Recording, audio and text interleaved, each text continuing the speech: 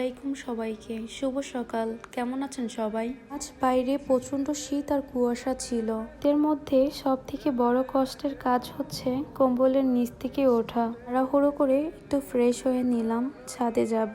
প্রচন্ড ঠান্ডা পানি মুখে লাগালে মুখ পুরো বরফ হয়ে যায়। মুখে কোনোভাবে একটু পানি দিয়ে ফ্রেশ হয়ে নিলাম। যাদের স্কিন অনেক সেন্সিটিভ তারা সবসময় ট্রাই করবেন সফট কিছু দিয়ে স্কিনটা পরিষ্কার করার। ঠোঁটে একটু লিপ বাম দিয়ে নিলাম। শীতের মধ্যে ঠোঁট ফেটে যায় আর ঠোঁট থেকে প্রচন্ড পরিমাণে রক্ত বের হয়। প্রচন্ড কুয়াশার মধ্যে ছাদে গেলাম বাইরের আলো দেখার জন্য।